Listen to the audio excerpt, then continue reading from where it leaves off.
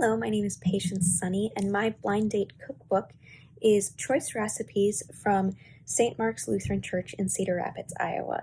This is a church cookbook.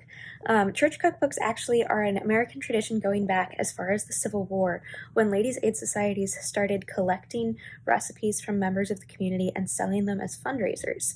That tradition continued for about 100 years in the United States with members of churches and communities collecting these recipes, selling them as fundraisers for various charity events, community projects, church repairs, you name it. So these recipes were tried and true recipes collected from the ladies and individuals who were selling these cookbooks.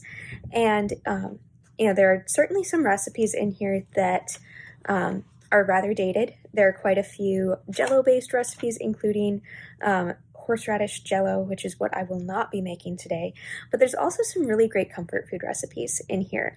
And what I'm going to be making today is one of those comfort food recipes. I'm going to be making Quaker meat patties, which are basically mini meatloafs using oats instead of breadcrumbs and wrapped in bacon. So not a health food, but a very great comfort food, especially for a cold January day like this one. All right, so here is my recipe, and I have the ingredients combined in this bowl here. One substitution that I did use in this recipe was I went ahead and used coconut milk instead of regular milk. I have a 3-month-old with cow's milk protein intolerance, so subbing out that dairy for something that is not going to cause stomach problems around here. And then I'm just going to go ahead and squish that together like so.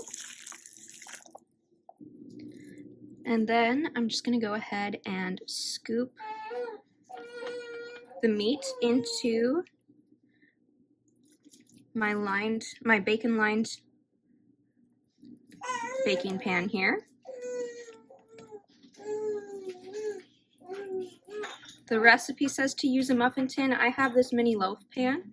I found that works really well, but a muffin tin also works, or if you have like a jumbo muffin pan, or you could do it in a single loaf as well.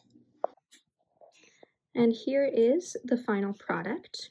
This baked at 350 degrees. The recipe says to cook for an hour, but I've found it's actually done at closer to 45 minutes.